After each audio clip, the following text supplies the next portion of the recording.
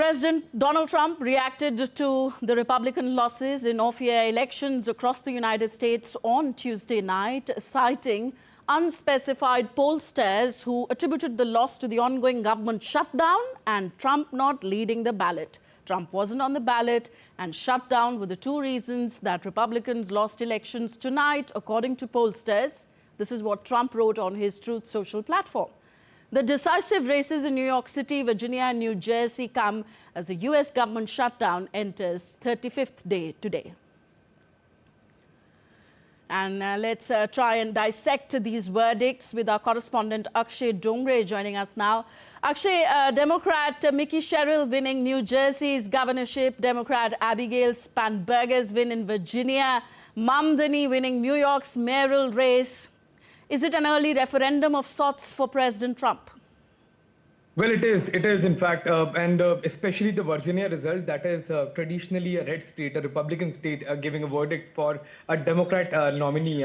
So that is a clear indication that what is about to come in the midterm elections next year for Donald Trump. The policies, including immigration, including the high rising of daily cost because of the tariffs that have been implemented and are due to be heard in the Supreme Court this week. The legality of it, the immigration policies, the ICE agents, and the way they have been conducting their raids, etc., everywhere in the country, from a deployment of National Guards and other issues that have been, making rounds in the headlines, have been perhaps responsible for whatever is happening in the US. So clearly what we are looking at right now is an early indication of what is the future of Republican Party in the next midterm elections, unless there is a course correction made by the very top, including the US President Donald Trump. And the kind of veiled threats that he has been issuing do not work.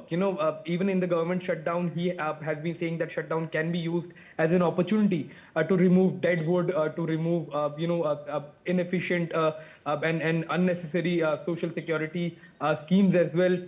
And then now, just ahead of the result for mayoral elections in New York, he said that if Mamdani wins the election, then he will be cutting the funding to the bare minimum that is required according to the Constitution. Also, in these threats, violating several aspects of the U.S. Constitution. So all of these are not working out. The policies are not working out, it seems, and the kind of identity politics that has taken over the Republican Party has also pushed the voters to Democrat side, to both liberal faces, where the people are now opting for candidates in not only in the Democrat states, the Democrat candidates in the Democrat states, but also in traditionally red states, Republican states like Virginia. That is a point of concern for the Grand Old Party.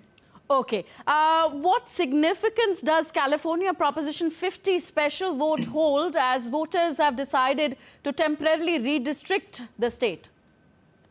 Well, it is going to be significant, and it is going to somewhat upend, the efforts that are being done by the Republican Party in 4 states. So the number of districts in a state equals to the number of U.S. Congress representatives that a state can send. If the number of districts are increased in 4 Republican states by a figure of 9, that means 9 U.S. representatives can be sent in the Congress by the Republican Party. To offset that, what we are seeing is an attempt by the California governor to add about about 5 to 5 districts in the state of California. That is still going to be short of about 3 representatives, and it seems that some other Democrat-ruled state, Democrat Citadel is going to follow the suit to sort of equal the number of districts that are being increased in Republican states to make sure that the Democrat Party is not at loss when the midterm elections take place.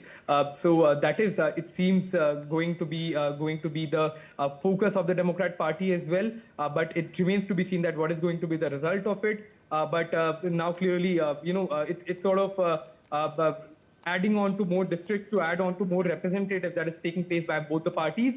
And it remains to be seen that what is going to be the constitutional legality of all of this if the matter is taken to the Supreme Court, because ultimately it remains the body that is the watchdog for the U.S. Constitution, and we'll have to see that what is going to be the result in other states, whether they'll follow the suit, and where is it going to end. Back to you, Tanvi. Okay, thank you very much, Akshay Dongre, for all those details.